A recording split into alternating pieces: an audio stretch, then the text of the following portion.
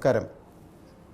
മലയാള ഭാഷയും വായനാശീലവും അതിലെ സംസ്കാരവും ജീവിത യാഥാർത്ഥ്യങ്ങളും എല്ലാം കൂടി കോർത്തിണക്കി ഭാഷയുടെ സൗന്ദര്യാത്മകമായ ശ്രേണി നാം കുറേ നാളുകളായി പഠിച്ചു വരികയാണ്.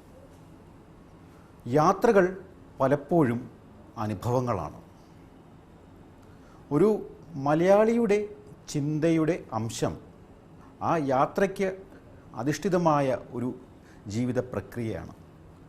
അങ്ങനെയുള്ള മലയാള സംസ്കാരം അറിവിൻ്റെ ഒരു തീർത്ഥമായ സങ്കല്പത്തിൽ കൂടി യാത്ര ചെയ്ത് അതിനെ മനസ്സിൻ്റെ ഉള്ളറകളിലേക്ക് കൊണ്ടെത്തിക്കുന്ന മൈ ടീച്ചർ എന്ന കാര്യപരിപാടിയിലേക്ക് വീണ്ടും എല്ലാവരെയും ഒന്നുകൂടി സ്വാഗതം ചെയ്തുകൊള്ളുന്നു. മനുഷ്യനിൽ അന്തർലീനമായിരിക്കുന്ന പൂർണ്ണതയുടെ ആവിഷ്കാരമാണ് അറിവ്, അല്ലേ? നമ്മൾ കുറേ നാളുകളായി പഠിക്കുന്നൊരു കാര്യമാണ്. ഭാഷയുടെ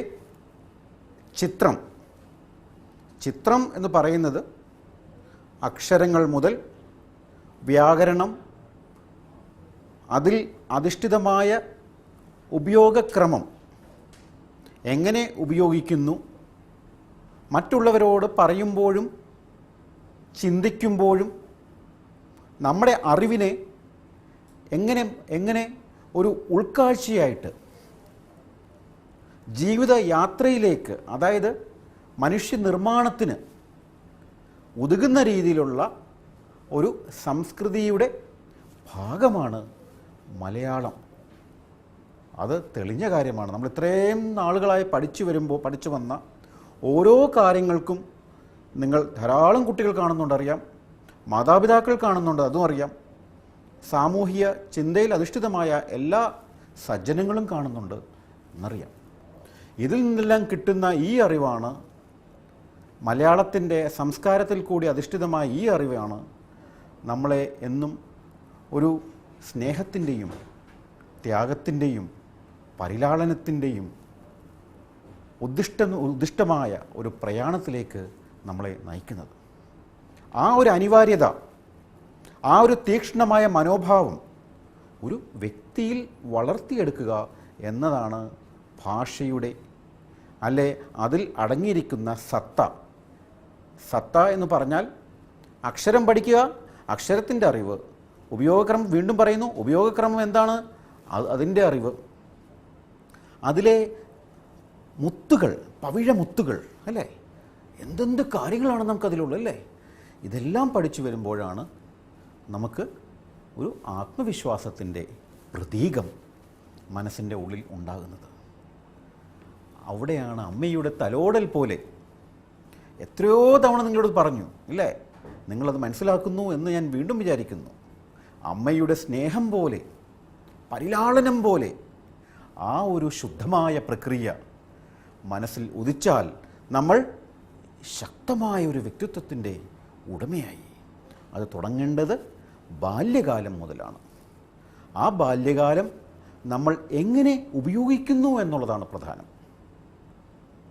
അങ്ങനെയുള്ള ഉപയോഗക്രമം നാം ഓരോ ദിവസം അനുഷ്ഠിച്ചു കഴിഞ്ഞാൽ തീർച്ചയായിട്ടും നമുക്ക് മറ്റെല്ലാ കാര്യങ്ങളെ സ്നേഹിക്കുന്നത് പോലെ, എല്ലാ ഭാഷയും ഉൾക്കൊള്ളുന്നത് പോലെ, നമ്മുടെ ഈ ഒരു സാംസ്കാരിക പരിവേഷം അണിയുന്ന നന്മയുടെ ലോകോത്തരമായ നല്ല ആശയങ്ങൾ തരുന്ന ഈ മഹത്തായ സിദ്ധാന്തത്തെ നമുക്ക് അനുസരിക്കാം, അല്ലേ? നന്മകൾ എന്നും ലോകത്തിന് ഒരു മുതൽക്കൂട്ടാണല്ലേ? ഈ നന്മയില്ലെങ്കിൽ നമുക്ക് എന്ത് ചെയ്യാൻ സാധിക്കും? ഒരു മനുഷ്യനിൽ നന്മയില്ലെങ്കിൽ ഒന്ന് ആലോചിച്ച് നോക്കൂ, അതെങ്ങനെയാണ് നിർമ്മിക്കേണ്ടത്? അവിടെ മാതൃത്വത്തിൻ്റെ അംശം ഇല്ലെങ്കിൽ ആ നന്മ വിടരുകയില്ല. ആ വിടരുന്ന ഒരു പുഷ്പം പോലെ, സുഗന്ധം പ്രതിഫലിക്കുന്ന പോലെ, ചുറ്റും ഒരു പ്രതിഭാസമായി വിളങ്ങുന്നത് പോലെ ആ ഒരു ശക്തി സ്രോതസ്സും സുഗന്ധവും, എന്താ പറയുക, ഇതിൻ്റെ എല്ലാ വശങ്ങളോടും കൂടിയിണങ്ങിയ ആ ഒരു പൂർണ്ണതയുണ്ടെങ്കിൽ നാം ധന്യരായി. ഒരു കവിതയോടുകൂടി നമുക്കിന്നത് ആരംഭിക്കാം. നമുക്കറിയാം, ഇന്ന് കാലത്തിൻ്റെ മാറ്റമനുസരിച്ച് പ്രകൃതിയെ നാം എത്രമാത്രം സ്നേഹിക്കുന്നു, എത്രമാത്രം പ്രകൃതിയെ അലോസരപ്പെടുത്തുന്നു, അല്ലേ? നാം എത്രമാത്രം പ്രകൃതി ഒരു കൂട്ടുകാരൻ എന്നാണ് ഒരു കവിയുടെ ആപ്തവാക്യം. അങ്ങനെയാണ് ഒരു ചിന്തയിൽ കൂടിയാണ് നാം വളർന്നു വരുന്നത്. മനുഷ്യൻ്റെ ആവശ്യത്തിനു വേണ്ടി മാത്രം പ്രകൃതിയെ കരുവാക്കുമ്പോൾ നമുക്ക് വെള്ളത്തിൻ്റെ പ്രശ്നം വരും.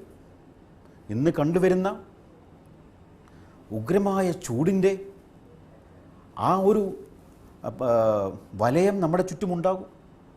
എന്തുകൊണ്ടാണിത്? ഞാൻ നേരത്തെ പറഞ്ഞ കാര്യം തന്നെ. നമുക്ക് പ്രകൃതി ഒരു സുഹൃത്താവുമ്പോൾ മാത്രമേ, ആ ഒരു ത്യാഗ മനോഭാവം അതിലൂടെ ഉണ്ടാകുമ്പോൾ മാത്രമേ ആ ഒരു കവിത്വ ദർശനത്തിൽ കൂടിയുള്ള ചിന്താധാര വരുന്ന ഒരു രീതിയാണ് ഇവിടെ പറയുന്നത്. നമ്മുടെ ഒരു സുഹൃത്താകുമ്പോൾ, പ്രകൃതി ഒരു സുഹൃത്താകുമ്പോൾ, പ്രകൃതി നമ്മളോടൊരു സുഹൃത്താകുമ്പോൾ തീർച്ചയായിട്ടും അവിടെ വളരുന്നത് എന്താണ്? വളരെ സൗഗന്ധിക ചിത്രം വമിക്കുന്ന ഒരു സമ്പത്താണ്, അല്ലേ? നമുക്ക് ജീവിക്കാൻ ഒരു പ്രേരണ, ഒരു ധാരാളമായിട്ടുള്ള ഒരു സുഖം തരുന്ന, ഒരു ചേതന നൽകുന്ന ഒരു സുഗന്ധ പുഷ്പം പോലെയാണത്. അതിനുവേണ്ടിയാണ് നാം പ്രകൃതിയെ സ്നേഹിക്കണം എന്ന് പറയുന്നത്. ഒരു കവിതയിൽ കൂടി നമുക്കൊന്ന് അതിനെക്കുറിച്ച് ചിന്തിക്കാം, പ്രകൃതിയെക്കുറിച്ച്. ശില്പചാരുതം കളഭപൂരിതം സൂക്ഷ്മവർണം അമൃത്യപ്രസാദം. ചിന്തിക്കുക, ശില്പചാരുതം. ഒരു ശില്പി തൻ്റെ എല്ലാ കരവിരുതോടു കൂടി ചെയ്തിരിക്കുന്ന ഒരു പ്രാപഞ്ചിക അനുഭവമാണ് പ്രകൃതി. ഒരു മഹാനായ ഒരു ശില്പി എങ്ങനെ അദ്ദേഹത്തിൻ്റെ ആ കഴിവ് വികസിപ്പിച്ചെടുത്ത് അതിനൊരു ജീവൻ നൽകുന്നുവോ, ആ ജീവനെക്കാട്ടിലും ഉപരിയായി ഒരു സത്യത്തിൻ്റെ ഒരു പരിവേഷം നൽകുന്നുവോ, ആ ഒരു ചാരുത പ്രകൃതിക്ക് നൽകുന്നു. അത്രയ്ക്ക് മനോഹരമാണ് പ്രകൃതി എന്നാണ് ഇവിടെ ഒരു ആപ്ത ചിന്ത. ഒന്നും കൂടി, ശില്പചാരുതം കളഭപൂരിതം സൂക്ഷ്മവർണം അമൃത്യപ്രസാദം. ഒരിക്കലും അനന്തമില്ലാത്ത പ്രസാദ കിരണമായി പരിലസിക്കുന്ന ഒരു വർണ്ണങ്ങൾ തരുന്ന ആത്മവിശ്വാസത്തിൻ്റെ പ്രതീകമാകുന്ന പ്രകൃതി. വളരെ ലളിതമായി പറഞ്ഞാൽ, ഒരു മനുഷ്യന് വേണ്ട എല്ലാ കാര്യങ്ങളും നാം അതിനോടുള്ള സമർപ്പണ മനോഭാവം ഉണ്ടാവുമെങ്കിൽ അത് തീർച്ചയായിട്ടും നമുക്ക് അവിടെ നിന്ന് കിട്ടാവുന്ന ആ മൂർത്തവത്തായ അനുഭവമാണ് ഇവിടെ പ്രതിപാദിച്ചിരിക്കുന്നത്. ശാസ്ത്ര കൗതുകം സർവശ്രേഷ്ഠം പുണ്യദായിനീൻ പ്രകൃതി. പ്രകൃതി പുണ്യമാണ്, പുണ്യമായ സമ്പത്താണ്. ഒരു അമ്മയുടെ പുണ്യമായ സ്നേഹം പോലെ അങ്ങോട്ട് കൊടുക്കുകയും ഒരു കൊച്ചു കുഞ്ഞിന് അമ്മ എങ്ങനെ തിരിച്ചു കൊടുക്കുകയും ചെയ്യുന്ന ആ പുണ്യമായ ഒരു ദാതാവ് പോലെ, ഒരു ശാസ്ത്ര വീക്ഷണം പോലെ ഉതകുന്ന രീതിയിലുള്ള ശ്രേഷ്ഠമായ ആ ചിന്താധാരയാണ് പ്രകൃതി. മനസ്സിലാക്കുക, അത്ര മഹത്തായ ദാർശനിക സ്വഭാവമാണ് പ്രകൃതിയിൽ അധിഷ്ഠിതമായിരിക്കുന്നത്. ഇത് മലയാളിയുടെ ജീവിതക്രമത്തിൽ ഉണ്ടായിരുന്ന ഒരു കാര്യമാണ്. ഇത് വീണ്ടും നമ്മൾ ധാരാളം കൃഷിയെപ്പറ്റി പഠിച്ചില്ലേ? കഴിഞ്ഞ ധാരാളം വിഷയങ്ങളെപ്പറ്റി, കൃഷിയെപ്പറ്റിയും ആ കൃഷി കൊണ്ട് നമ്മൾ എങ്ങനെ ജീവിച്ചിരുന്നുവെന്നും മണ്ണിനോടുള്ള ബന്ധം എങ്ങനെ ഉണ്ടായിരുന്നുവെന്നും എന്നൊക്കെ നാം ചിന്തിച്ചതാണല്ലേ. ഓരോ കാര്യങ്ങൾ പറയുന്ന കൂട്ടത്തിൽ നമുക്ക് ഉണ്ടായിരുന്ന നാട്ടറിവുകൾ, ഇതെല്ലാം കിട്ടുന്നത് എവിടെ നിന്നാണ്? ഈ പ്രകൃതിയിൽ നിന്നാണ്. അതുകൊണ്ട് ഇത് പുണ്യദായിനിയാണ്. പ്രകൃതി ഒരു പുണ്യദായിനിയാണ് എന്ന് നമുക്കെന്നും കരുതേണ്ടിയിരിക്കുന്നു. ആ ഒരു ചിന്തയിൽ അധിഷ്ഠിതമായി ഉള്ള ജീവിതക്രമം നമുക്ക് ഉണ്ടാവുമെങ്കിൽ നല്ലതാണ്. എല്ലാത്തിനെയും സ്നേഹിക്കുക, പക്ഷേ പ്രകൃതിയെ കളഞ്ഞ് പ്രകൃതിയെ സ്നേഹിക്കാതെ പോകരുത്. അത് ഒരു കുട്ടികൾ, നിങ്ങൾ കേൾക്കുന്ന കുട്ടികൾ നിങ്ങൾക്ക് മനസ്സിലാവും. ധാരാളം നിങ്ങൾ ചെടികൾ നട്ട് വളർത്തുന്നുണ്ടല്ലേ? നിങ്ങൾ വിദ്യാലയങ്ങളിലും പല തരമുള്ള വാരങ്ങൾ, ഇപ്പം സേവനവാരം പോലുള്ള വാരങ്ങൾ, അല്ലെങ്കിൽ കൃഷി സങ്കല്പത്തിൽ അധിഷ്ഠിതമായ ദാർശനിക സ്വഭാവമുള്ള രീതികൾ, ഇതൊക്കെ നമുക്കുണ്ട്. അപ്പം വിദ്യാർത്ഥികൾക്ക് അതിന് ഉചിതമായ രീതിയിൽ കൊടുക്കുന്ന ആ ഒരു ചിന്ത തീർച്ചയായിട്ടും സമൂഹത്തിൽ അധിഷ്ഠിതമാണ്. അത് വിദ്യാലയങ്ങൾക്ക് അധിഷ്ഠിതമാണ്, സമൂഹത്തിന് അധിഷ്ഠിതമാണ്, ഗുരുക്കന്മാർക്ക് അധിഷ്ഠിതമാണ്, അതുപോലെ മാതാപിതാക്കന്മാർക്കും അധിഷ്ഠിതമാണ്. അപ്പോൾ പുണ്യദായിനിയായിട്ടുള്ള ആ സങ്കല്പം വരുത്തുക. സുവർണശോഭിതം തേജസ്വരൂപം കാന്തവിസ്മയം ശാലീനഭാവം. ഒരു ചെറിയ വിഷമമുണ്ടെങ്കിൽ മനുഷ്യന്, കവികൾ ധാരാളം വാഴ്ത്തിപ്പാടിയിട്ടുണ്ട്. നമ്മൾ പ്രകൃതിയിലേക്കൊന്ന് നോക്കുക, അല്ലേ? ആകാശത്തിലേക്കൊന്ന് നോക്കുക. നിറഞ്ഞ പ്രകൃതി, മനോഹരമായ ആകാശം, കിളികൾ ഇങ്ങനെ പാട്ടുകൾ പാടി ഇങ്ങനെ പല സ്ഥലങ്ങളിലേക്കും പോവുകയാണ്.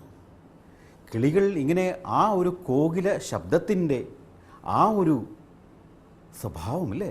നിങ്ങൾ പലപ്പോഴും കേട്ടിട്ടുണ്ടാവും. എന്നാൽ കിളികളുടെ ആ കോകിലം ധ്വനി ഇന്ന് കുറച്ച് അസ്തമിച്ചു വരുന്നുണ്ടോ? തീർച്ചയായിട്ടും ഉണ്ടെന്നാണ് തോന്നുന്നത്. പുലർക്കാലത്ത് നമ്മൾ കേൾക്കുന്ന കിളികളുടെ ശബ്ദം കുറച്ച് കുറഞ്ഞു വന്നു. എന്തുകൊണ്ട്? നാം പ്രകൃതിയെ സ്നേഹിക്കാത്തത് കൊണ്ട്. അതെവിടേക്കോ പോയി. എന്തുകൊണ്ടാണ് ഇങ്ങനെ സംഭവിക്കുന്നത്? ആ പ്രകൃതിയെ സ്നേഹിക്കാത്തത് കൊണ്ട് തന്നെ. അതുകൊണ്ട് ഇവിടെ പറയുന്നു, സുവർണശോഭം തേജസ്വരൂപം കാന്തവിസ്മയം ശാലീനഭാവം. അതിനോടുള്ള ആ പ്രതിബദ്ധത, ആ പ്രകൃതിയോടുള്ള പ്രതിബദ്ധത പൂർണ്ണമായിട്ടും നമുക്ക് സമർപ്പണ മനോഭാവത്തോട് ഉണ്ടാവുമെങ്കിൽ അതിൻ്റെ ശാലീന ഭംഗി എന്തൊരു ഭംഗിയാണല്ലേ! അതിൻ്റെ ഇലകൾ, മർമ്മരം, അതിൻ്റെ ശബ്ദം, വായു സഞ്ചാരം, ഇതൊക്കെ ആ മനസ്സിന് കൊടുക്കുന്ന സുഖം. കൊച്ചുകുട്ടികൾ, ബാലകന്മാർ, ബാലികമാർ, വൃദ്ധന്മാർ, ധാരാളം പേർ അതിൻ്റെ ചുവട്ടിലിരുന്ന് ആസ്വദിക്കുന്ന ഒരു പ്രക്രിയ പലപ്പോഴും കാണാനിടയായിട്ടുണ്ട്. ഇന്ന് പലപ്പോഴും കണ്ടുവരുന്നില്ല. അതിൻ്റെ ആ ശബ്ദവും ഇലകളുടെ ശബ്ദവും അതിൻ്റെ നൊമ്പരം നമുക്ക് മനസ്സിൻ്റെ ഉള്ളിൽ തട്ടുമ്പോൾ ഉണ്ടാകുന്ന വികാരവും ജീവിതത്തിൻ്റെ ഭാഗമായിരുന്നു. അപ്പോൾ പ്രകൃതി എന്താകുന്നു?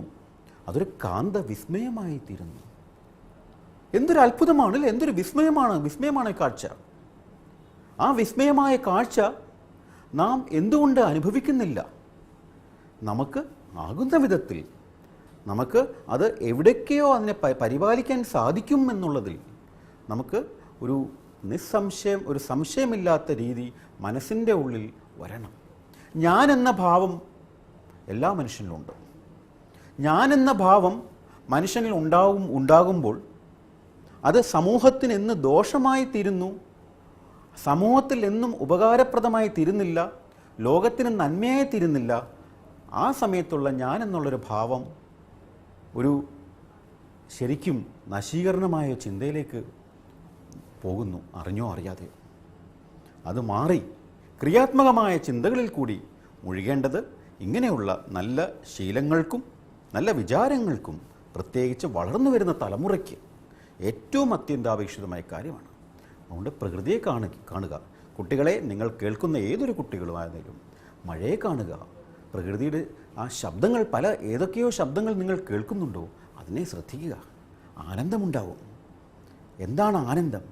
മനസ്സിൻ്റെ ഉള്ളിൽ തട്ടുന്ന പുഞ്ചിരി, മനസ്സിൻ്റെ ഉള്ളിൽ തട്ടുന്ന പുഞ്ചിരി. നമുക്ക് ചിരിക്കാം. ഞാൻ നേരത്തെയും പറഞ്ഞിട്ടുണ്ട്, ഇത് പലതവണയും പറഞ്ഞിട്ടുണ്ട്. നമുക്ക് വെളിയിൽ തമാശ കേട്ട് ചിരിക്കാം, പക്ഷെ മനസ്സിൻ്റെ ഉള്ളിൽ തട്ടുന്ന പുഞ്ചിരി, അതാണ് ആരോഗ്യം. ചിരിക്കുക എന്ന ആരോഗ്യമാണ്. മനസ്സിലുള്ള ആരോഗ്യം നമുക്ക് കിട്ടിയില്ലെങ്കിൽ നമുക്ക് ആ ജീവിതത്തിൻ്റെ പ്രയാണം ഒരു നല്ല രീതിയിൽ മുന്നോട്ട് പോകില്ല. അപ്പോൾ വളർന്നു വരുന്ന തലമുറയ്ക്കാണത് ഏറ്റവും ആവശ്യം, കുട്ടികൾക്കാണത് ആവശ്യം. അതിനെ ശ്രദ്ധിക്കുക. ശരി. മായാസൗരഭം പ്രകാശകിരണം ഉദ്യാന നന്ദിനി എൻ പ്രകൃതി. എന്തൊരു മായയാണല്ലേ, മായക്കാഴ്ചയാണ്. ഇതെന്തൊരു സൃഷ്ടിയാണ്! ഈ സൃഷ്ടിപഥത്തിൽ നാം വമിക്കുന്ന, നാം ശ്വസിക്കുന്ന ഒരു വായു വരെ ഒരു മായയാണല്ലേ. ആ മായാസൗരഭം നമ്മുടെ മനസ്സിൻ്റെ ഉള്ളിൽ തട്ടുമ്പോൾ എന്തൊരു കുളിർമയാണല്ലേ. ഒരു ശീതക്കാറ്റ്, ചെറിയ മഴ മാറുന്നു, മഴയിൽ മാറിയ ശേഷം ഒരു നൊമ്പരമുണർത്തുന്ന ഒരു ശീതക്കാറ്റ് നമ്മുടെ ശരീരത്തെ ഒന്ന് തലോടുമ്പോൾ ഉണ്ടാകുന്ന ആ ഒരു ആനന്ദം ഇല്ലേ, എന്തൊരു സുഖമാണ്. മായാസൗരഭം പ്രകാശകിരണം, നമ്മുടെ ദീപ്ത സൗന്ദര്യത്തിന് ഒരു പ്രകാശകിരണമായി, നമ്മുടെ ആത്മവിശ്വാസത്തിന് നൽകുന്ന ഒരു ശക്തിയായി മാറുമ്പോഴാണ് ആ പ്രകൃതി ഒരു പ്രകാശകിരണമായി മാറുന്നത്, നമ്മളെ മുന്നോട്ട് നയിക്കുന്നത്. അങ്ങനെ മുന്നോട്ട് നയിക്കാൻ ഒതുങ്ങുന്ന രീതിയിലുള്ള ഒരു ചിന്ത പ്രത്യേകിച്ച് കുട്ടികളെ നിങ്ങളുടെ ഉള്ളിൽ വളരണം. മാതാപിതാക്കൾ വീണ്ടും പറയുന്നു, അതിനെ കൊടുക്കാനുള്ള ഒരു ആത്മവിശ്വാസവും ചിന്താധാരയും അതിൽ നിന്നുണ്ടാകണം. ഉദ്യാനനന്ദിനിയൻ പ്രകൃതി സർവ്വ ഉദ്യാനങ്ങളുടെയും മാതാവാണ്. ഉദ്യാനങ്ങളുടെ മാതാവാണെന്ന് പറയുമ്പോൾ ഒന്ന് ആലോചിച്ച് നോക്കൂ, പ്രകൃതിയെ എത്രമാത്രം നാം ഉൾക്കൊള്ളുന്നു എന്നുള്ളത്. ഈ സർവ്വപ്രപഞ്ചത്തിൽ അധിഷ്ഠിതമായിട്ടുള്ള ആ സൗന്ദര്യം ഒരു മാതാവ് പോലെയാണ്. പ്രകൃതി അമ്മയാണ്, വളരെ ലളിതമായി പറഞ്ഞു. അപ്പം അമ്മയെ സ്നേഹിക്കുന്നത് പോലെ പ്രകൃതിയെ സ്നേഹിക്കുക എന്നാണ് ഇവിടെ പറഞ്ഞിരിക്കുന്നത്. സാന്ദ്രശ്രേഷ്ഠം കലാരസികം ജ്ഞാനവൈഭവം ഭാവലോലിതം. സാന്ദ്രചിന്തയുടെ ശ്രേഷ്ഠമായ അനുഭവം, ഇത് പ്രത്യേകം കലാരസികം എന്നിവിടെ പറയുന്നു. സർവ്വകലകളും നമുക്ക് പ്രകൃതിയിൽ അധിഷ്ഠിതമാണെന്നാണ് ശാസ്ത്രം. പ്രകൃതിയിലുണ്ടാകുന്ന ഓരോ ചലനങ്ങളും ഓരോ ശബ്ദവുമാണ് നമ്മളെ മുന്നോട്ട് പലപ്പോഴും നയിക്കുന്നത്.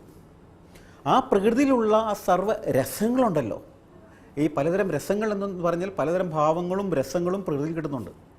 ഒരു നൈർമല്യമായിട്ടുള്ള ഒരു സുഗന്ധം, ഒരു പുഷ്പത്തിൻ്റെ സുഗന്ധം, മണ്ണിൻ്റെ ഗന്ധം, ചെറുതായിട്ടുള്ള കുളിർമ ഒതുങ്ങുന്ന നമ്മളെ വീശുന്ന കാറ്റ്, ഇലകളുടെ ശബ്ദം, കിളികളുടെ പാട്ട്, ഇതെല്ലാം രസങ്ങളാണ്. എത്ര മനോഹരമായി ഇവിടെ വർണ്ണിച്ചിട്ടുണ്ട്. ഈ കലാരസികം അനുഭവിക്കുന്ന ഈ കലയുടെ പൂർത്തീഭാവമായ ഈ പ്രപഞ്ചത്തിൽ അധിഷ്ഠിതമായ ഈ പ്രകൃതി, അതിനെ നാം സ്നേഹിക്കുക. ജ്ഞാനവൈഭവം ഭാവലോലിതം സർഗപരിമളം ലളിതകുലീനം. നാം ഒന്ന് ദൂരെ നിന്നൊന്ന് നോക്കുക പ്രകൃതിയെ, ആ ഒരു പച്ചയായിട്ടുള്ള ആ ഒരു അന്തസത്ത ഉള്ള രീതിയെ. എത്ര ലളിതമാണ്, ലളിതമായി അതിനെ നമുക്ക് തരുന്ന ഒരു ദാതാവ് പോലെ നമ്മളെ നോക്കി പുഞ്ചിരിക്കുകയാണത്, അല്ലേ? ലളിതകുലീനം, ഭാവലോലിതം. എത്ര തരം ഭാവങ്ങളാണ്, അല്ലേ? ചിലപ്പം കോപിക്കാറുണ്ട്, വല്ലാത്ത കാറ്റ്, അല്ലേ? ചിലപ്പം വല്ലാത്ത പുഞ്ചിരി തൂകുന്ന ഒരു മുഖം, വളരെ ചെറുതായിട്ടുള്ള ഒരു കാറ്റ്. അങ്ങനെ പലതരത്തിലുള്ള ഭാവങ്ങൾ പ്രകൃതി അധിഷ്ഠിതമായ രീതിയിൽ ഉണ്ടെന്നാണ് ഇവിടെ ആപ്തചിന്ത. എന്തുകൊണ്ട് നമ്മളതിനെ സ്നേഹിക്കാത്തപ്പം അതിൻ്റെ ഭാവം മാറുന്നു? ശരിയല്ലേ? നമ്മൾ പ്രകൃതിയെ സ്നേഹിക്കാത്തപ്പോൾ അതിൻ്റെ ഭാവം മാറുന്നു, നമുക്ക് ദുഃഖങ്ങളിലേക്ക് അത് പരിലസിക്കുന്നു. അതുണ്ടാകാതിരിക്കട്ടെ. അപ്പം ജ്ഞാനവൈഭവം ഭാവലോലിതം, പലതരം അറിവുകളാണ് നമുക്ക് കിട്ടുന്നത്. പലതരം ചെടികളിലുള്ള അറിവ്, ജലത്തിൽ നിന്നുള്ള അറിവ്, ഇലകളിൽ നിന്നുള്ള അറിവ്, കൃഷിയിൽ നിന്നുള്ള അറിവ്, ജീവിക്കാൻ പല ചികിത്സാ സമ്പ്രദായത്തിലുള്ള അറിവ്. എന്തൊക്കെ അറിവുകളാണ്! ഈ അറിവ് കിട്ടുന്ന ഈ പ്രകൃതിയാണോ നാം നശിപ്പിക്കുന്നത്? ജ്ഞാനവൈഭവം ഭാവലോലിതം സർഗപരിമളം, സർഗാത്മകമായ സൃഷ്ടിപദങ്ങളിലേക്ക് ഒരു നൃത്തത്തിൻ്റെ പൂർണ്ണമായ ഭാവതലങ്ങളിൽ വിടരുന്ന പരിമളം, നാം വിടർത്തിയെടുക്കുന്ന ആ ലളിത കുലീനമായ പ്രകൃതിയെ, ആ പ്രകൃതി മാതൃതുല്യമാണ്. മാതൃതുല്യം എൻ പ്രകൃതി, മാതാവിന് തുല്യം ഈ പ്രകൃതി. ഇത് ഈ കവിതയുടെ പ്രത്യേകമായിട്ട് പറയാനുള്ളൊരു കാര്യം, ഇന്ന് കണ്ടുവരുന്ന ഒരു മാറ്റം നമുക്ക് പ്രായോഗിക ജീവിതത്തിൽ ഉണ്ടായിക്കൊണ്ടിരിക്കുന്ന, നമ്മുടെ മലയാളിയുടെ കേരളത്തിലും പ്രത്യേകിച്ച് ഉണ്ടായിക്കൊണ്ടിരിക്കുന്ന പലതരമുള്ള കാലാവസ്ഥ വ്യതിയാനങ്ങളും ഇതിൻ്റെയൊക്കെ ഒരു ഭാഗമാണെന്ന് പറയാം, അല്ലേ? നമ്മുടെ ജീവിതത്തിൻ്റെ ഭാഗമായിരുന്ന കൃഷി സങ്കല്പം മാറി. ഞാൻ നമ്മുടെ പല അധ്യയനങ്ങളിനെക്കുറിച്ച് പറഞ്ഞു, പല രീതികളെക്കുറിച്ച് പറഞ്ഞു. ആധുനികതയുടെ നല്ല അംശങ്ങൾ ഉൾക്കൊള്ളുന്നതിനോട് കൂടി തന്നെ നമുക്കുണ്ടായിരുന്ന ആ ഒരു മാതൃകാപരമായ രീതികൾ, അതിൻ്റെ ചിന്തകൾ, അത് പ്രായോഗിക തലത്തിൽ അതിനെക്കൊണ്ടുണ്ടായിരിക്കുന്ന നന്മകൾ, അത് ഉൾക്കൊണ്ട് തന്നെ ആധുനികതയിലേക്ക് വരിക. പക്ഷേ നാം എങ്ങനെ എല്ലാം വേണ്ട എന്ന് വെച്ച്, ഇതൊന്നും സത്യമല്ല, മിഥ്യയാണെന്ന് മാത്രം ചിന്തിച്ച്, ജലത്തിൻ്റെ, നമ്മൾ നേരത്തെ പറഞ്ഞു ജലം സംരക്ഷിക്കേണ്ട രീതി, അല്ലേ? എങ്ങനെയാണ് കിണർ സംരക്ഷിക്കുന്ന രീതി, ഇതൊക്കെ നമ്മൾ നേരത്തെയുള്ള കാലങ്ങളിൽ പറഞ്ഞിരുന്നു. നെല്ലിപ്പലക ഇട്ട് കെട്ടി ഉയർത്തുന്ന ആ കിണർ, മരുന്ന് ചെടികളുടെ ചുറ്റും ഇടുന്ന ആ സമ്പ്രദായം, കിണറിൻ്റെ അടിയിൽ മണൽ ഇട്ട് അത് ശുദ്ധീകരിക്കുന്ന പ്രവണത, എന്തൊക്കെ രീതികളാണ് നമുക്കുണ്ടായിരുന്നില്ലേ? ഇതൊക്കെ ഉണ്ടായിരുന്ന രീതി ഉൾക്കൊണ്ടുകൊണ്ട് തന്നെ ആധുനികമായ ജീവിത പന്താവിൽ ഉള്ള നന്മകളെ കൂടി ഉൾപ്പെടുത്തി മുന്നോട്ട് പോവേണ്ടത് കാലത്തിൻ്റെയും കൂടി ആവശ്യമാണ്. ആ ഒരു ചെറിയൊരു ആശയം നിങ്ങളുടെ മുന്നിൽ കാഴ്ചവെക്കാനാണ് ഇത്രയും കാര്യങ്ങൾ പറഞ്ഞത്. ശരി, നാം പഠിക്കുന്ന ഓരോ കാര്യങ്ങളും തീർച്ചയായിട്ടും നമുക്ക് പ്രയോജനപ്പെടണം. നാം എന്ത് പഠിക്കുന്നുവോ അത് നമുക്ക് പ്രയോജനപ്പെടണം, സമൂഹത്തിന് പ്രയോജനപ്പെടണം, ലോകത്തിന് പ്രയോജനപ്പെടണം. അതുകൊണ്ട് തന്നെയാണല്ലോ പഠിക്കുക എന്ന് പറയുന്നത്. പഠിച്ച് നാം എങ്ങനെ നമ്മുടെ ജീവിതത്തിൽ പ്രയോഗിക്കുന്നു, ആ ഒരു പ്രയോഗം പൂർണ്ണമാകുമ്പോഴാണ് അത് വിദ്യാഭ്യാസം എന്ന പ്രക്രിയ തന്നെ പൂർണ്ണമാകുന്നത്. അപ്പോൾ കുട്ടികൾ, നിങ്ങൾ പഠിക്കുന്നു അല്ലേ, എഴുതുന്നു, ചിന്തിക്കുന്നു, വരയ്ക്കുന്നു, പറയുന്നു, ഇതെല്ലാം ഉൾക്കൊണ്ടുകൊണ്ടാണ് പോകുന്നത് അല്ലേ. ഓരോ കാര്യങ്ങളും നിങ്ങൾ ഇത്രയും അക്ഷരങ്ങൾ പഠിച്ചു, ഇത്രയും അക്ഷരങ്ങളെല്ലാം പഠിച്ചുകൊണ്ട് വന്നു. അക്ഷരങ്ങൾ കൊണ്ട് അത് എങ്ങനെ അതിനെ ഉപയോഗിക്കാമെന്ന് പഠിച്ചു. അതിൽ ഉള്ള വ്യാകരണം നിങ്ങൾ എന്താണെന്ന് പഠിച്ചു. ആ വ്യാകരണം കൊണ്ട് അതിലൊരു ഭാവങ്ങൾ ഉണ്ടാക്കാൻ പഠിച്ചു. അപ്പോൾ കൂടുതൽ പദങ്ങൾ നിങ്ങൾ പഠിച്ചു. ഇങ്ങനെ പല രീതിയിലുള്ള പഠനങ്ങൾ പൂർത്തിയാകുമ്പോഴാണ് ഒരു ഭാഷയുടെ ചൈതന്യം നിങ്ങൾക്കുണ്ടാകുന്നത്. അപ്പോഴാണ് അറിവ് എന്നുള്ള ആ ഒരു 3 അക്ഷരം നമ്മളുടെ മുന്നിൽ ചിറക് വിടർത്തുന്നത്. ഏറ്റവും പ്രധാനപ്പെട്ട ഒരു കാര്യമാണ്. ഈ അറിവ് എങ്ങനെ പ്രായോഗിക തലത്തിൽ കൊണ്ടുവരുന്നു, അതിൻ്റെ ഉപയോഗക്രമം എങ്ങനെ മുന്നോട്ട് കൊണ്ടുപോകുന്നു എന്നുള്ളത് നിങ്ങളുടെ മനസ്സിൻ്റെ ഉള്ളിൽ തട്ടി ഒരു പുഷ്പം പോലെ വിടർന്നു വരുമ്പോഴാണ് ആ പൂർണ്ണമാകുന്നത് എന്ന് നിസ്സംശയം പറയാം. അപ്പോൾ നമുക്കിന്ന് ഏറ്റവും പ്രധാനപ്പെട്ട 3 കാര്യങ്ങൾ പഠിക്കാൻ. ഏറ്റവും പ്രധാനപ്പെട്ട നമ്മൾ ചിഹ്നത്തെക്കുറിച്ച് പഠിച്ചു, ചിഹ്നത്തെക്കുറിച്ച് പറഞ്ഞു, പക്ഷെ പഠിച്ചില്ല അതിനെക്കുറിച്ച് എന്താണെന്ന്. ഭാഷയുടെ ഏറ്റവും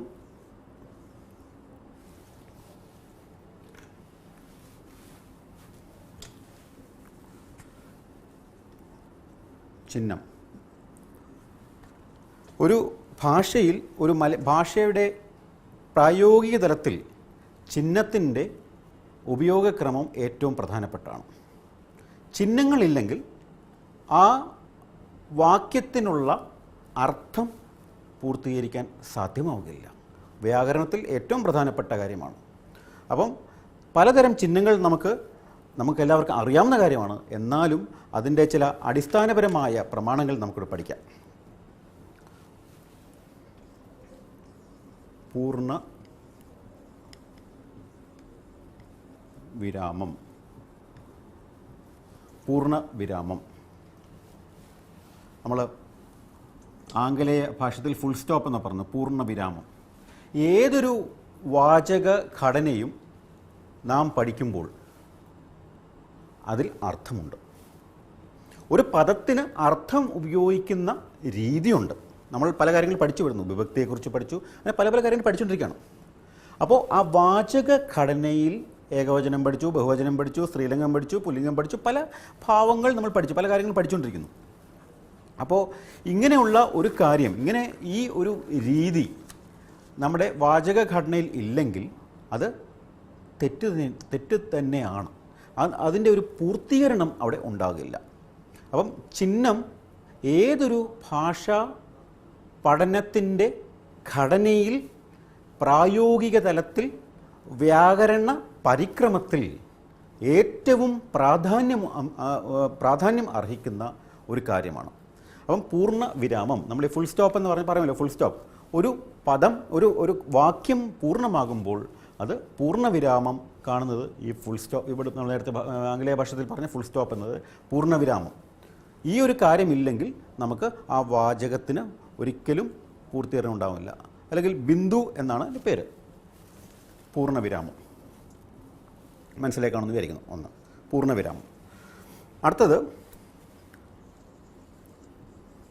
അർത്ഥവിരാമം. അർത്ഥവിരാമം വാക്യത്തിന് വ്യാകരണപരമായി, ശ്രദ്ധിക്കുക, വാക്യത്തിന് വ്യാകരണപരമായി പൂർണ്ണത ഉണ്ടെങ്കിലും ആശയം തുടർന്നു വരുന്ന ഭാഗം ഉണ്ടെങ്കിൽ മാത്രമേ അത് പൂർണ്ണമാവുകയുള്ളൂ.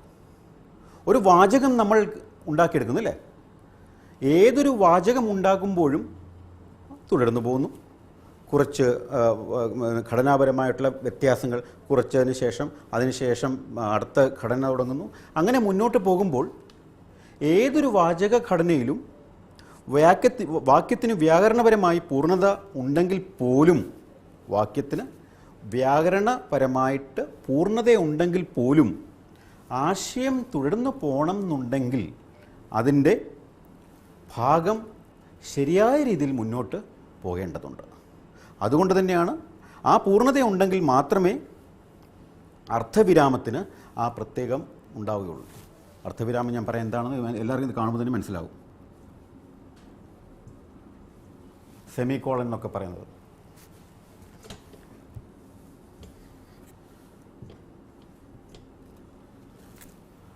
അർത്ഥവിരാമം ഏതൊരു വാചക ഘടനയിലും ഏറ്റവും പ്രാധാന്യമർഹിക്കുന്ന കാര്യമാണ്. ഇതിന് രോധിനി എന്നും പറയും. ഈ ആംഗലേയ ഭാഷയിൽ സെമികോളൻ എന്ന് പറയുന്ന ആ അതേ കാര്യമാണ് അർത്ഥവിരാമം. നേരത്തെ പഠിച്ചു പൂർണ്ണവിരാമം, അർത്ഥവിരാമം 2. അടുത്തതായിട്ട് 3 ഭിത്തിക. ഇത് നമ്മൾ ചിഹ്നത്തെക്കുറിച്ച് ഏറ്റവും പഠിക്കേണ്ട കാര്യമാണ്. ഭിത്തിക നിങ്ങൾ കാണുമ്പോൾ മനസ്സിലാവും. ഭിത്തിക, ഇതാണ് ഭിത്തിക. നിങ്ങൾ പഠിച്ചു കാണും പലപ്പോഴും. പരസ്പര ബന്ധമുള്ളതും തുല്യ നിലയിലുമുള്ള 2 ഭാഗങ്ങൾക്കിടയിലുള്ള ഭിത്തിയാണ് നമ്മൾ കാണുന്നത്. ഇത് ഒരു വാചകഘടനയിൽ വാചകം മുന്നോട്ട് പോകുമ്പോൾ, ഒരു വാക്യം മുന്നോട്ട് പോകുമ്പോൾ അത് പൂർണ്ണമായ അർത്ഥതലങ്ങൾ വേണം. നമ്മൾ നേരത്തെ പറഞ്ഞതുപോലെ തന്നെ അല്ലേ? ആ പൂർണ്ണമായിട്ട് അർത്ഥതലങ്ങൾ 2 ഭാഗങ്ങളിലും ശക്തവത്തായി നിന്നെങ്കിൽ മാത്രമേ ആ ഒരു വാക്യം ശാസ്ത്രീയപരമായി എന്ന് പറയുമ്പോൾ വ്യാകരണപരമായി പൂർണ്ണമാവുകയുള്ളൂ.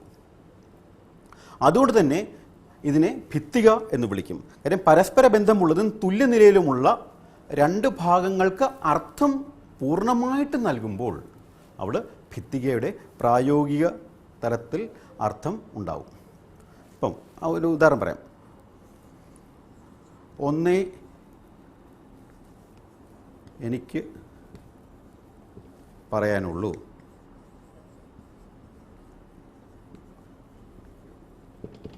ഒന്നേ എനിക്ക് പറയാനുള്ളൂ.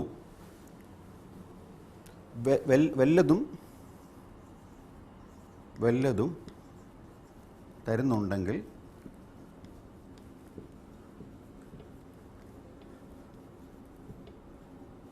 ഇപ്പോൾ തരണം.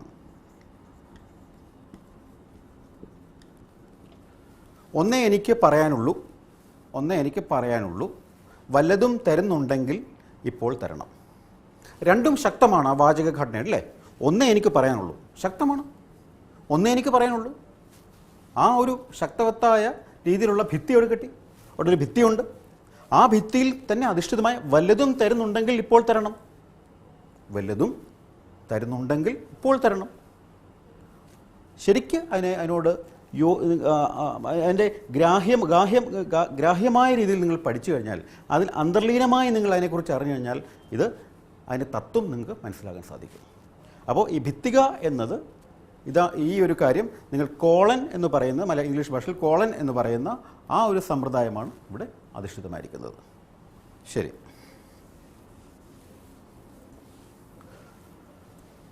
ഇങ്ങനെ ഭാഷയുടെ ചൈതന്യം വളർത്താൻ ഓരോ കാര്യങ്ങൾ പഠിക്കേണ്ടത് ആവശ്യമാണ്. അടുത്തതായിട്ട് അല്പവിരാമം 4.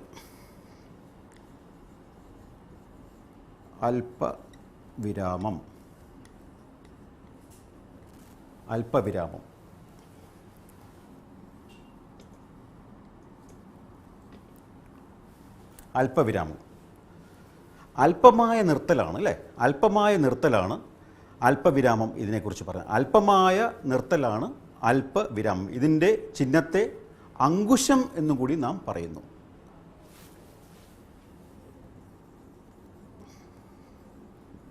അങ്കുശം. അങ്കുശം എന്നും കൂടി പറയുന്നു. ഇപ്പോൾ നമ്മൾ പറയുന്നു മാന്യരെ,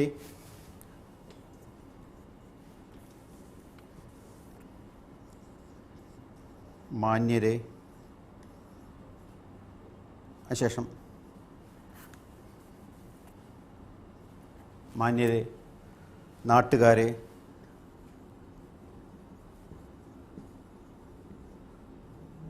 നാട്ടുകാരെ. മനസ്സിലായി കാണുമെന്ന് വിചാരിക്കുന്നു. അപ്പോൾ ഒരു കാര്യം, ഒരു വാചകഘടനയിൽ മുന്നോട്ട് നമ്മൾ പോകുമ്പോൾ ഇടയ്ക്ക് ചില ഘട്ടങ്ങളിൽ അതിന് ഒരു വിരാമം, ഒരു അർത്ഥവാക്യത്തിലേക്ക് അർത്ഥവ്യതിയാനത്തിലേക്ക് പോകുന്ന സമയത്ത് അതിന് വിരാമം ചിലപ്പോൾ ആവശ്യം വരും. ആ സമയത്ത് നമ്മളൊരു കോമ പോലെ ഇടുന്നു.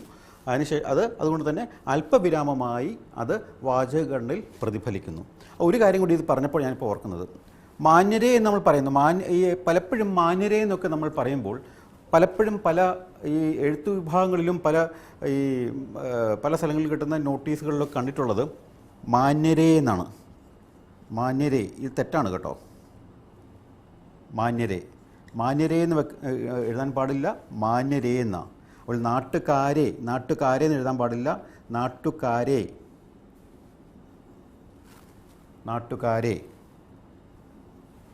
മാന്യരെ എന്ന് എഴുതാൻ പാടില്ല.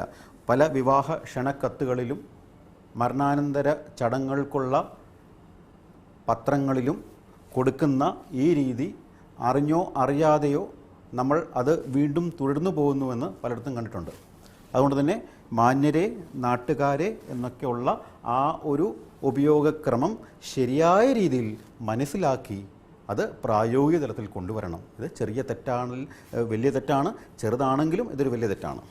ശരി, ഇത് പറഞ്ഞ സമയത്ത് അതും കൂടി കൂട്ടിച്ചേർത്തു പറഞ്ഞു എന്ന് മാത്രം. അപ്പോൾ അല്പവിരാമം നാം പഠിച്ചു. അടുത്ത ചോദ്യചിഹ്നം.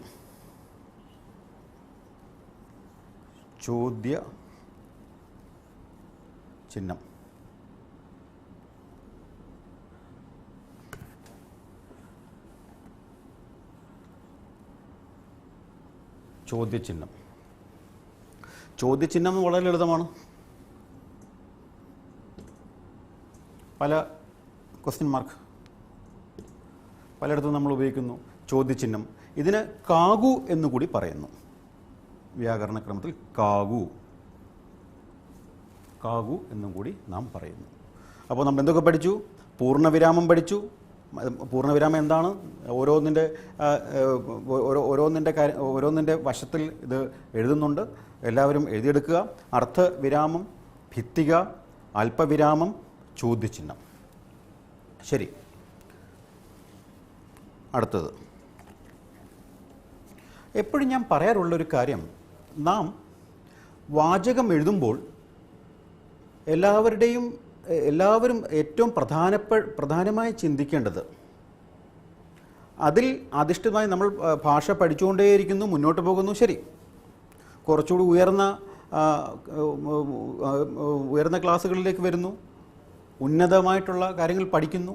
ഇത് പഠിക്കുമ്പോൾ തന്നെ ആ വാചക ഘടനയിൽ നാം പഠിക്കുന്ന രീതി ഒരു അടിസ്ഥാനപരമായ വ്യാകരണത്തിൽ കൂടി അധിഷ്ഠിതമായ ഒരു പഠന പ്രക്രിയയാണ്.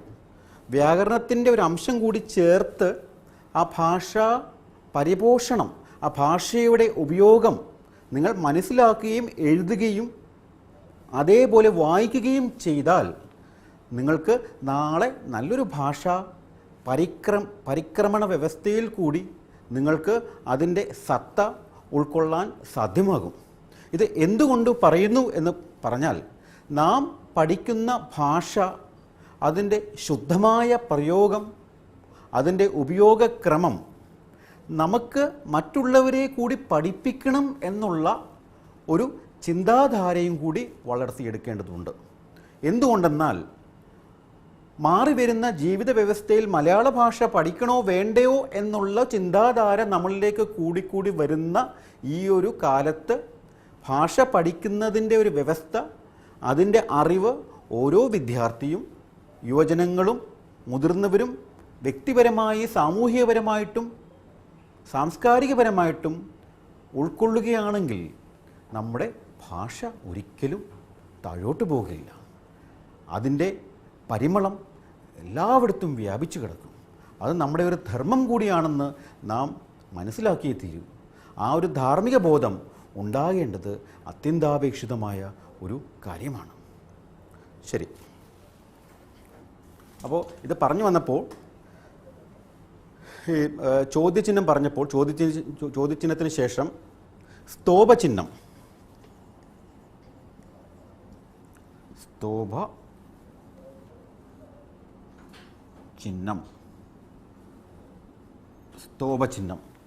സ്തോഭചിഹ്നം നമ്മൾ വളരെ എളുപ്പമാണ്, പലപ്പോഴും കണ്ടിട്ടാണ് ആംഗലേയ ഭാഷത്തിൽ. ആശ്ചര്യം മുതലായവ സ്തോത്രങ്ങളെ കുറിക്കുന്ന ചിഹ്നം, ആശ്ചര്യപരമായിട്ടുള്ള അങ്ങനെ. ഇപ്പം അയ്യോ,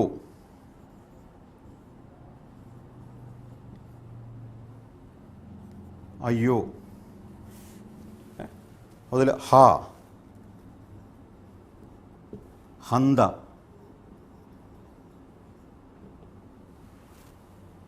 ഇത് ആശ്ചര്യപരമായ ഒരു ചിന്തയിലേക്ക്, അതിൻ്റെ അർത്ഥവ്യാപ്തിയിലേക്ക് പോകുമ്പോൾ ആ ഒരു ചിഹ്ന രൂപത്തെ നാം എങ്ങനെ ഉപയോഗിക്കുന്നു എന്ന് കണ്ടു അല്ലേ? അപ്പോൾ ഇത് വാചകഘടനയിൽ വളരെ പ്രധാനപ്പെട്ട ഒരു അംശമാണ്. ശരി, വളരെ ലളിതമായിട്ടുള്ള വേറൊരെണ്ണമുണ്ട്, വലയം, ബ്രാക്കറ്റ്സ്, വലയം. സർവ്വസാധാരണമായി നാം ഉപയോഗിക്കുന്നു വലയം. ഉദ്ധരണി, 8.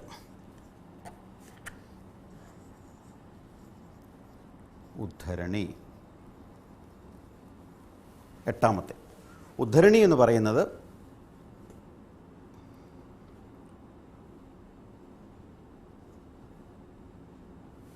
ഒന്നും കൂടി കാണിക്കാം.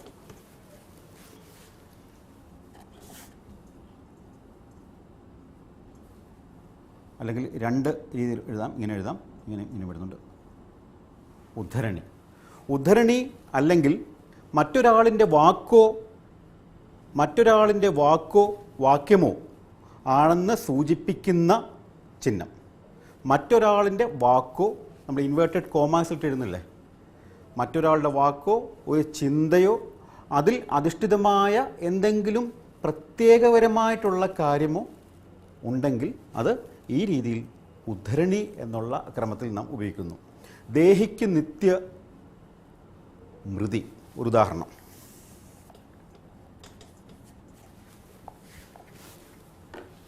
ദേഹിക്ക് നിത്യ മൃതി, ഇത് രണ്ട് സൈഡിലും ഇങ്ങനെ കാണുന്നു. ദേഹം എന്നുള്ളത് നാളെയില്ല, ശരീരം നശിക്കുന്നതാണ്, ശരീരം നാളെയില്ല. ശരീരത്തിൻ്റെ നാശം അതൊരു യാഥാർത്ഥ്യമാണ്. ആ നാശം അറിവിൻ്റെ ശക്തമായ രീതിയിൽ, അതിൻ്റെ പൂർണ്ണമായിട്ടുള്ള രീതിയിൽ സമൂഹത്തിൻ്റെ മുന്നിൽ ഒരു ആഖ്യാനം എന്നുള്ള ആ ഒരു പരിമളം കൊടുക്കുന്ന ദേഹിക്ക് നിത്യ മൃതി, ഒരു ഉദാഹരണം മാത്രമാണ് കേട്ടോ അത്. മൃതി എന്ന ആ ഒരു രണ്ട് സൈഡിലും ആ ഒരു പ്രത്യേകതയിൽ കൊടുക്കുമ്പോൾ ആ ചിഹ്നത്തിന് പൂർണ്ണമാകുന്നു. ഇത്രയും കാര്യങ്ങളാണ് ചിഹ്നത്തിൽ നാം പഠിക്കുന്നത്. ഒന്നും കൂടി അതിലേക്ക് നമുക്ക് പോകാം. പൂർണ്ണവിരാമം എന്താണെന്ന് നമ്മൾ കണ്ടു.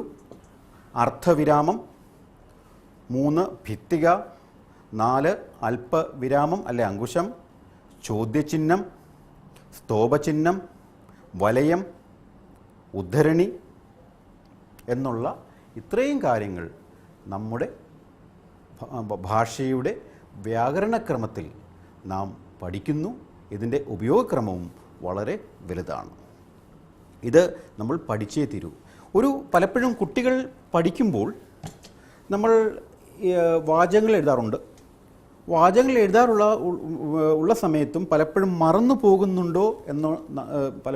പോകുന്നുണ്ടോ എന്ന് ചിന്തിക്കേണ്ടതുണ്ട്. എഴുതുന്ന ആ രീതി, ഓരോ പദം നമ്മൾ മനസ്സിലാക്കുമ്പോൾ, പ്രത്യേകിച്ച് പറയാം, നമ്മളൊരു വാക്യം പഠിക്കുന്നു, എഴുതുന്നു. ഓരോ പദം എടുത്ത് പഠിക്കുമ്പോഴും പദം ഉച്ചരിച്ച് തന്നെ ചെറിയ കുട്ടികൾ എഴുതുക. ഉച്ചരിച്ച് എഴുതുമ്പോൾ ആ ഉച്ചരണത്തിൻ്റെ ക്രമം നമ്മുടെ ഉപബോധ മനസ്സിൽ വരികയും അത് പിന്നീട് നമ്മൾക്ക് പ്രയോജനപ്പെടുകയും ചെയ്യും. അതുകൊണ്ടാണ് ഞാൻ പറയുന്നത് ചെറിയ കുട്ടികൾ ഉറക്കെ വായിച്ച് പഠിക്കണം എന്നുള്ളത്. കവിതകൾ ഉറക്കെ വായിപ്പിച്ച് പഠിപ്പിക്കുന്ന ഒരു ശീലമുണ്ടായിരുന്നു. കേട്ടെഴുത്ത് നിങ്ങൾ കേട്ട് കാണും. കേട്ടെഴുത്ത് എന്നുള്ള ഒരു സമ്പ്രദായം വിദ്യാഭ്യാസ പരിക്രമത്തിൽ ഉണ്ടായിരുന്നു. ഒരു പദം പറയുക, അത് കേട്ട് കുട്ടി അത് കേട്ട് എഴുതുന്നു. അതിനുശേഷം ആ പദം എന്താണെന്നുവോ അത് പറയിപ്പിക്കുന്നു. അതിൻ്റെ വ്യാകരണ അല്ലെങ്കിൽ ഉച്ചാരണത്തിലോ അല്ലെങ്കിൽ മറ്റേതെങ്കിലും അതിൻ്റെ ശാസ്ത്രത്തിലോ എന്തെങ്കിലും പോരായ്മകൾ ഉണ്ടെങ്കിൽ അധ്യാപകൻ അത് പറഞ്ഞു മനസ്സിലാക്കുന്നു. ഈ ഒരു ശീലം നമുക്ക് സ്വയമേ ഉൾക്കൊണ്ട് ചെയ്യാവുന്നൊരു കാര്യമാണ്. ഈ ഒരു ക്രമം ഉണ്ടെങ്കിൽ നമുക്ക് നന്നായി ഭാഷ കൈകാര്യം ചെയ്യാം, അത് പഠിക്കുകയും ചെയ്യാം. ഇത്രയും കാര്യങ്ങൾ പഠിക്കുമ്പോഴും നല്ല ഭാഷയുടെ ആ പ്രയോഗമാണല്ലോ ഏറ്റവും ശ്രേഷ്ഠം. നമ്മൾ മാന്യരെക്കുറിച്ച് പറഞ്ഞു. നമ്മൾ സംബോധന ചെയ്യുമ്പോൾ ഇതിൻ്റെ മുന്നേ ഇത് പഠിക്കും പറഞ്ഞു, മാന്യരെ എന്ന് പറയുമ്പോൾ ദീർഘമായിട്ടുള്ള മാന്യരെ ഒരിക്കലും മാന്യരേ എന്ന് എഴുതല്, ഇത് രേ ആകരുത് എന്ന് പ്രത്യേകം ശ്രദ്ധിക്കണം. അറിയാതെ തെറ്റിപ്പോകുന്ന ഒരു വിഷയമാണിത്. ശരി. അതുപോലെ തന്നെ ഒരു ഉണ്ട് ഉണ്ടു ഉണ്ട്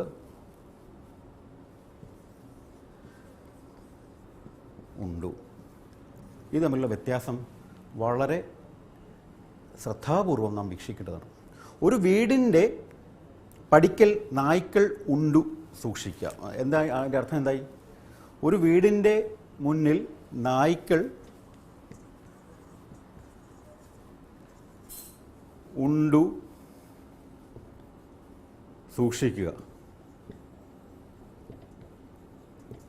ഞാൻ ഒരിടത്ത് എഴുതി വെച്ച കണ്ടാണിത്, അതുകൊണ്ടാണ് ഇത് പറയുന്നത്. ഒരു നായ്ക്കൾ ഉണ്ട് സൂക്ഷിക്കുക. ഇവിടെ വേണ്ടത് ഉണ്ട് എന്നാണ്. ഉണ്ട് എന്നാണ്. അതായത് നമ്മൾ ഉണ്ടു എന്ന് പറയുമ്പോൾ ചോറുണ്ടു എന്ന് പറയും അല്ലേ? ചോറുണ്ടു എന്ന് പറഞ്ഞാൽ ഉണ്ണുന്നത് എന്താണ്? ചോറാണ്. ഉണ്ണാൻ ചോറ് ഉണ്ടെങ്കിൽ മാത്രമേ നമുക്ക് ഉണ്ണാൻ സാധിക്കുകയുള്ളൂ. പക്ഷെ ഉണ്ട് എന്നുള്ള അവശേഷിക്കുന്നു എന്നാണ് അർത്ഥം. ചോറുണ്ട് എന്നാണ് ബോധം നമുക്കുണ്ടെങ്കിൽ അത് ഉണ്ടു എന്ന് പറയാം. ഉണ്ട് എന്നുള്ള ഒരു സങ്കല്പം അവിടെ ഉള്ള ഒരു പ്രതീകമാണ് അല്ലേ? ഉണ്ട്. അങ്ങനെ പലപ്പോഴും നമ്മൾ അറിയാതെ തെറ്റിപ്പോകുന്നു. ഇവിടെ എന്താണ് വേണ്ടത്? നായ്ക്കൾ ഉണ്ട്, നായ്ക്കൾ അവിടെ ഉണ്ട്, സൂക്ഷിക്കുക. ഇങ്ങനെ ലളിതമായ രീതിയിൽ നമുക്ക് പലപ്പോഴും തെറ്റാറുള്ള ഒരു ഭാഷാപ്രയോഗം പലപ്പോഴും ഉണ്ടാകുന്നു. ഭാഷയുടെ ചൈതന്യം നാം പറയുന്നത് പോലെ ജീവിക്കാനുള്ള ഒരു സംസ്കൃതിയുടെ ഭാഗമാണ്. നാം എങ്ങനെ ജീവിക്കുന്നു എന്നുള്ളതാണ് അതിൻ്റെ ഏറ്റവും ആപ്തമായ ചിന്ത.